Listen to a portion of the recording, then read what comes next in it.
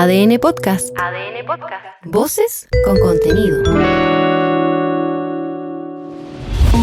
En ADN Hoy, este es el ADN de la noticia. Hemos hablado del Tren de Aragua, el desbaratamiento de este brazo financiero. Temprano dábamos cuenta también de esta otra organización criminal de 54 personas detenidas que fue desbaratada en el sur y que tenía que ver con la pesca ilegal. Y durante esta semana también hemos conocido e informado de esta inédita incautación en la que se detectó más de 100 toneladas de droga impregnadas en madera que viajaría a 15 países. A la cabeza de esta organización, el fiscal de este operativo, quiero decir, claro. El fiscal regional de Arica, Mario Carrera. Fiscal, ¿cómo le va? Bienvenido, buenos días.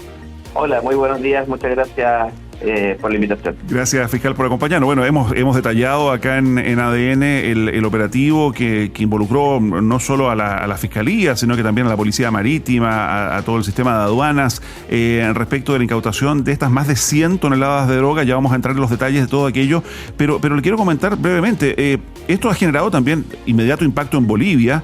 Se ha activado, y entiendo ustedes están en contacto con la propia Fiscalía boliviana, también el sector forestal boliviano, que ve el impacto que esto podría generar. A esta altura y después de conocidos todos estos hechos, ¿hay claridad respecto de quién está detrás de este envío de droga? ¿Es una empresa forestal? ¿Son más empresas vinculadas al mundo forestal? ¿Quiénes son los que están enviando droga al extranjero? No, son varias empresas, sin perjuicio de que se nos repiten algunas, obviamente, pero es más de una, sin duda. ¿Y estas empresas, perdón, todas se originan en Bolivia? O sea, son empresas cuya fachada es el sector forestal, pero el negocio principal es la droga. Bueno, eso es lo que estamos trabajando hoy. Lo cierto es que nosotros comenzamos hace 2 años con el encargo del fiscal nacional y el encargo personal, porque lo hizo a través de lo que se denomina artículo 19, que equivale en nuestro idioma a lo que hoy es un ministro en visita. Uh-huh. Entonces, o sea, lo que era antes un ministro en visita. Entonces, son asignaciones que hace el fiscal nacional. En particular, a mí me asignó los puertos de Arica y de Tarapacá. El encargo era básicamente entrar efectivamente en todo lo que es puertos y evitar a toda costa de que fueran alcanzados por organizaciones criminales. ¿Ya? Y les recuerdo que el primer éxito que tuvimos en esta investigación fue lo que se refería a los precursores, que tuvimos una incautación histórica a nivel mundial de 600 toneladas de precursores hace 1 año y medio aproximadamente. Uh-huh. Pero ahí nos surgía la duda, porque con esos precursores que nosotros incautamos y que venían de China, de Qingdao, se dejó de producir cerca de 300 toneladas de cocaína. Entonces la pregunta inmediata es ¿por dónde y cómo está saliendo esta droga? Porque evidentemente si hay precursores tiene que estar saliendo droga. Y si está entrando por el puerto, tiene que estar saliendo por el mismo puerto. Ya, y ahí tratamos de responder esta pregunta y iniciamos este trabajo que tuvo su primer fruto a fines del año pasado. Ahora, donde logramos detectarlo. Usted ha explicado que evidentemente este tipo de cargamentos no puede realizarse o revisarse mediante escáneres convencionales ni Correcto. Inspecciones visuales, porque hemos dicho Correcto. Que la droga estaba impregnada en la madera. Por lo tanto, aquí lo que hay, y es lo que usted ha defendido, 100% trabajo de inteligencia. ¿De qué se trató ese trabajo de inteligencia? Porque claro, evidentemente no es que esta madera pasó por un escáner en aduana y se dieron cuenta que tenía droga, digamos. Así es, y esto es lo importante, creo, de este procedimiento, porque nosotros entramos al trabajo en puertos, pero no estamos solos, sin duda, sino que aduanas y policía marítima, en este caso, tuvieron un rol clave en esta investigación. Creo que, es más, me atrevería a decir que Policía Marítima con esta incautación dice presente ahora frente a las otras instituciones en cuanto a su importancia. Uh-huh. ¿Y antes no había dicho presente? ¿Hacía falta esa colaboración? No, pero es que en el colectivo siempre se miraba como una policía, digamos, de menor envergadura frente a las otras, carabineros y policía de investigaciones. En cambio ahora no, o sea, Policía Marítima, yo creo que con esto queda claro que hay que dotarla de más recursos, queda claro que hay que aumentar su número de funcionarios, o sea, ellos con muy poco efectivamente han hecho un trabajo muy potente.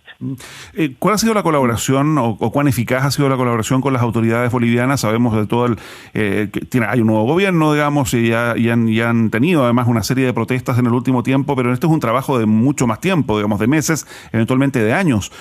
¿Cuál ha sido la colaboración de las autoridades y de la Fiscalía Boliviana en todo esto?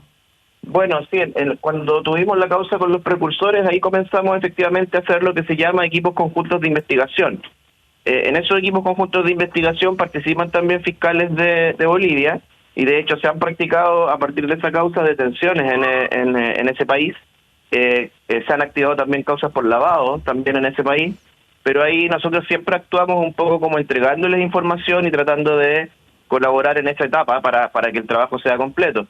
Y también con los puertos de destino, porque también estamos trabajando con las policías y las fiscalías de los distintos países. El fiscal nacional fue, por ejemplo, a Roma hace 2 semanas atrás y también era por esto, ¿no?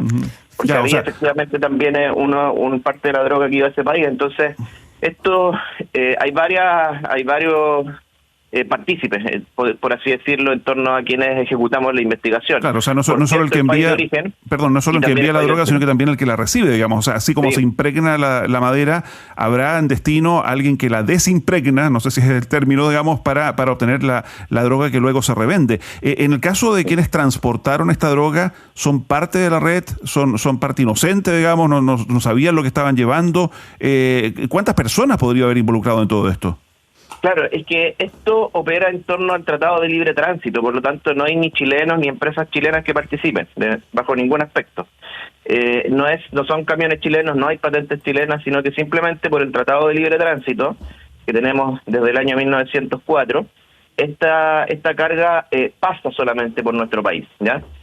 Alguna puede quedar eventualmente, porque también tenemos decomisos en Valparaíso y en San Antonio, pero como lugar de tránsito en todo caso. O sea, esos contenedores de esos 2 puertos en principio estaban esperando su turno para salir a otro lugar en el mundo. Pero eventualmente alguno de ellos podría haber sido desviado y haber quedado en nuestra zona central. Y podría haber más contenedores, fiscal, o sea, porque usted también señalaba, estos son 1.000 toneladas de madera.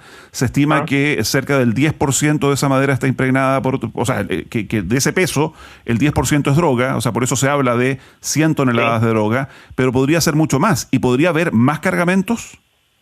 Bueno, nosotros tenemos en operación un 30% más, que estaríamos comunicando, ¿cierto?, de aquí a 3 semanas más o menos, si es que los laboratorios nos confirman lo que nosotros ya tenemos por sabido, digamos, en nuestro trabajo. Así que sí, podría aumentar entre un 30 y un 40% más. Y recordemos que cuando hablamos de un 10% es lo más conservador, ¿no? Porque lo que se hace cuando se impregna una madera es sacarle la humedad y cambiar esa humedad por droga en este caso. Y eso puede llegar hasta un 30% eventualmente. Entonces nosotros sacamos con los laboratorios lo mínimo que podría haber de acuerdo a lo que los químicos nos explicaban y los ciframos en 10. Por lo tanto, esto podría ser el doble incluso. Estamos conversando con el fiscal regional de Arica, Mario Carrera. Fiscal, lo logístico. Hoy día Chile, plataforma logística para este tipo de traslado o tráfico de droga, digo, porque tiene que haber logística en el inicio del proceso y mucha logística e infraestructura en el final de ese proceso también. ¿Dónde está eso? ¿Se requiere para sacar la droga que está impregnada? Para impregnar la droga. No, eso es relativamente sencillo. Usted va a cualquier compañía que se dedica a esto y es relativamente simple. ¿Por qué? Porque nosotros diariamente compramos madera impregnada. O sea, cuando construimos nuestras casas, cuando hacemos ciertos muebles, pero está impregnada con otros elementos. ¿Por qué se impregna? Precisamente para darle mayor durabilidad. Entonces normalmente se le aplican ciertos metales para sacar esa humedad y ponerle estos elementos que le den más durabilidad. Así que no es algo tan sofisticado. Lo que pasa es que cambiaron y en vez de estos elementos minerales, ¿cierto?, le agregaron estos elementos químicos como es la droga. Y luego, en el lugar de destino, usted con una piscina que pone un líquido químico, luego cuando se seca, lo que recoge abajo es la droga de vuelta. O sea, no es un sistema tan tan industrial en esos Perfecto. términos. Ya, hemos hablado de que aquí hubo más de 584 millones de dosis que fueron sacadas del mercado y hoy día estamos hablando de el brazo financiero de las organizaciones de crimen organizado y esto, ha dicho usted, genera pérdidas, es decir, se hace que deje de ganar este crimen organizado cerca de 8.334 millones de dólares. Metámonos en ese lugar, en la importancia que tiene eso, porque estamos discutiendo por estos días del desbaratamiento de este brazo operativo del Tren de Aragua, del levantamiento del secreto bancario. ¿Qué significa quitarle ganancias por más de 8.000 millones de dólares al crimen organizado en Arica o en otros puertos de Chile? Bueno, aquí hay dos formas de verlo. Uno, desde lo económico, sin duda es un golpe fuerte para estas organizaciones. O sea, y como toda actividad económica, hay gente que no está cumpliendo los contratos. Y eso sabemos que en materia de crimen organizado genera repercusiones fuertes y con sanciones al estilo del crimen organizado. Claro. Pero por otra parte también ahí está la mirada de nuestros puertos. O sea, hoy día, ¿por qué se utilizan más nuestros puertos que otros puertos en Sudamérica? Precisamente porque tienen un mayor resguardo, ¿sí? O sea, son menos controlados en el lugar de destino, ¿no? Entonces no tenemos que perder eso. O sea, se confía más en lo que pasa en el lugar de origen. Se dice en términos simples, bueno, viene de Chile, tiene que haber sido revisado, no se revisa suficientemente en los lugares de destino, algo así. Claro, y pasa con los pasajeros también, Sí, o sea, claro. cuando tomamos un avión, o sea, el mantener todos nuestros puertos, tanto aéreos como en este caso marítimos, libres del crimen organizado, efectivamente nos hace mantener este sello. Y creo que en esa lucha tenemos que efectivamente seguir. Lo peor que nos puede pasar es perder el control o dejar que el crimen organizado entre. Y por eso la decisión del fiscal nacional el año 2024, cuando creó este foco. Porque fíjese que la fiscalía acá se está metiendo en labores preventivas, ¿sabes? Que antes, cierto, siempre decíamos que no nos correspondían. O sea, una vez que hay un delito, entra la fiscalía. Claro. Pero acá hay un reconocimiento del fiscal nacional a una realidad nueva donde efectivamente todos nuestros expertise, todos nuestros analistas, toda la información que tenemos en la fiscalía efectivamente tiene que ponerse a disposición de las otras instituciones para poder realizar un mejor trabajo. Claro. Fiscal Mario Carrera, usted nos decía que acá en esta red, hasta donde se ha podido indagar, no hay chilenos involucrados. ¿Los involucrados son todos bolivianos? Sí, salvo en la primera parte que fue lo de los precursores. Ahí tenemos algunos chilenos que incluso fueron detenidos y condenados.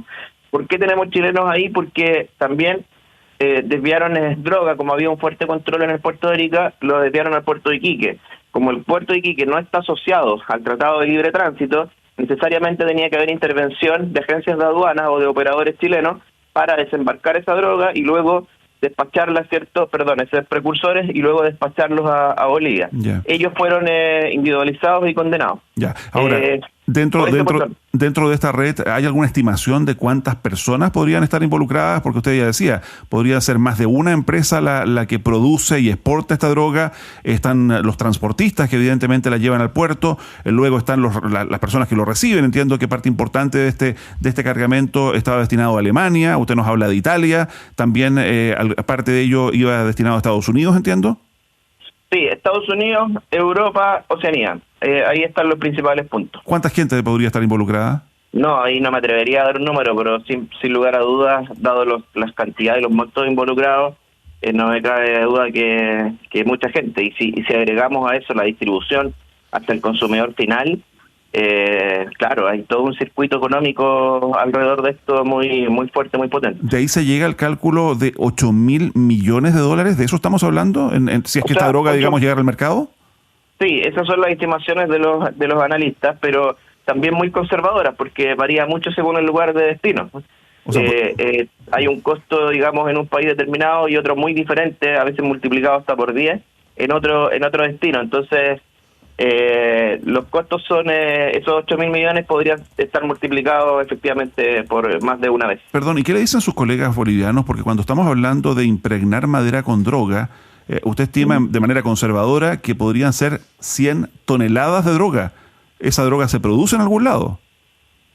Evidentemente está muy preocupado. Ahora, calza perfecto los precursores detectados con luego esta incautación. O sea, para mí me cierra el círculo. pero está muy preocupado. Nosotros tenemos una reunión ahora en la tarde, me han llamado muchos de allá, me han llamado muchos medios de allá, a los que desgraciadamente no puedo atender porque eso ya, mi participación respecto de Bolivia ya debe ser manejada a nivel de Cancillería o de cooperación internacional por la Fiscalía Nacional en Santiago.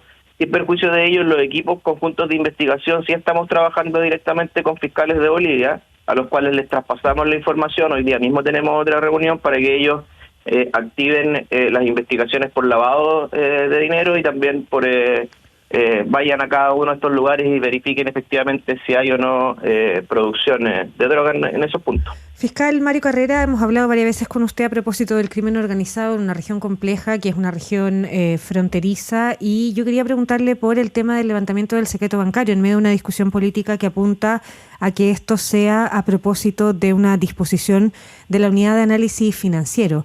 En sus investigaciones, el secreto bancario vía judicial, ¿podría haber sido distinto o sus investigaciones podrían haber sido distintas en efectividad o rapidez si es que no hubieran sido vía judicial, sino vía administrativa?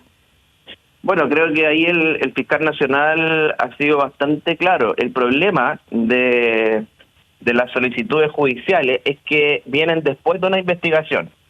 Es cierto, son rápidas, o sea, me refiero a las decisiones de tribunales. Incluso eso lo podemos hacer hasta un domingo en la noche, está todo activado como para congelar cuentas una vez que tenemos una resolución judicial. Pero viene después de una investigación. Y evidentemente para nosotros sería mucho más saludable en una investigación el poder hacerlo antes para prevenir, no después. Llegamos tarde normalmente cuando lo hacemos efectivamente después. Entonces creo que ahí efectivamente hay que avanzar. ¿Y a usted le parece que la fórmula de la Unidad de Análisis Financiero es correcta en términos de ser parte de la investigación y no consecuencia de la misma? Mire, se lo voy a explicar de esta manera. Hace un tiempo atrás se me delegó y se me envió a Washington, a El Paso, Texas, a varios lugares de Estados Unidos para efectivamente compartir experiencias. Y la verdad, ellos no entendían la cantidad de dificultades que teníamos nosotros en materia, en estas materias, digamos, de acceso a cuentas. Allá no podemos tachar a Estados Unidos, cierto, de un país que no proteja ciertas libertades. Pero en materia de investigación, los órganos que se dedican a esto tienen absolutamente todos los elementos para pedir todo respecto de cuentas corrientes, movimientos de dinero, etcétera. Y ellos se extrañaban, por otro lado, de que a nosotros tuviéramos tanta facilidad a veces para intervenir un teléfono, por ejemplo. Entonces creo que nosotros tenemos efectivamente más posibilidades que Estados Unidos para intervenir un teléfono y muchísimo menos posibilidades para analizar movimientos de dinero. Y eso genera un costo para la investigación. El crimen organizado y todas estas organizaciones están bancarizados y se mueven a través efectivamente del sistema formal. Entonces hay que avanzar en eso, sí, hay que avanzar en eso. Ya, o sea, sería una ayuda para usted que avanzara, digamos, todo este trámite que se sigue discutiendo a nivel parlamentario para que el secreto bancario no fuera solo, digamos, a través de una orden judicial. Absolutamente, creo que el fiscal nacional y mi institución en general ha sido clara en eso, sí. Fiscal Regional de Arica y Parinacota, Mario Carrera, muchísimas gracias por esta conversación con ADN hoy. Ya, pues muchas gracias a ustedes por la preocupación siempre en esta zona. Que estén muy bien. Buen día. Escucha el análisis y noticias todos los días en ADN Hoy.